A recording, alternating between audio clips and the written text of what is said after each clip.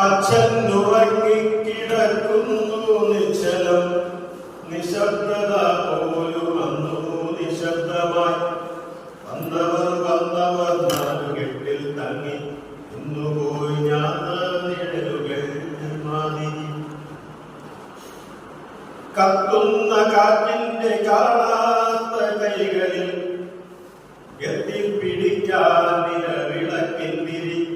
ഇത്തിരി ചാണകം തേച്ചൊന്നില അച്ഛൻ ഉറങ്ങാൻ കിടന്നതെന്തിന്. വീടിനകത്തു കലണ്ടു തളർന്നമ്മ വീണുപോയി. നേരം വെളുത്ത നേരം മുതൽ ഭാര്യയെടുത്തെന്നെയും അവച്ചന്നമ്മ ഓരോന്നു ചൊല്ലിക്കരഞ്ഞതോർക്കുന്നു ഞാൻ. നൊമ്പരം കൊണ്ടു വിതുമ്പി ഞാനൻ കളിപ്പമ്പരം കാണാതിരുന്നതു കാരണം വന്നവർ എന്നെ നോക്കിക്കൊണ്ടു വീർപ്പിടുന്നതെന്തിന്. ഒന്നും എനിക്കു മനസ്സിലായില്ല. അച്ഛനെന്നുണരാത്തതും ഉമ്മ തരാത്തതും ഒച്ചയുണ്ടാക്കുവാൻ പാടില്ല. ഞാനെന്റെ അച്ഛൻ ഉറങ്ങിയുണർന്നെണീക്കുമ്പരെ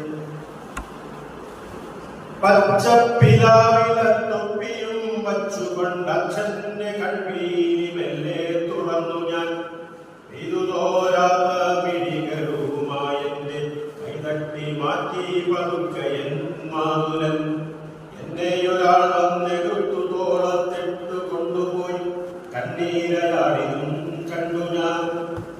എന്തുകൊണ്ടാണ് അച്ഛനിന്നു വരാത്തതെന്നെ എടുത്തയാളോട് ചോദിച്ചു ഞാൻ. കുഞ്ഞിന്റെ അച്ഛൻ മരിച്ചുപോയെന്നയാൾ നെഞ്ചകം പിഞ്ചി പറഞ്ഞു മറുപടി. ഏതാണ്ട് അപകടമാണ് അച്ഛനെന്നോർത്ത് വേദനപ്പെട്ട് ഞാനൊന്ന് ആശ്വസിച്ചു പോയി. ആലപ്പുഴയ്ക്കു പോയെന്നു കേൾക്കുന്നത് പോലൊരു തോന്നലാണുണ്ടായതപ്പോഴും. ആലപ്പുഴയ്ക്ക് പോയി വന്നാൽ എനിക്ക് അച്ഛൻ പറഞ്ഞു കൊണ്ടെത്തരാറുള്ളതോർത്തു ഞാൻ.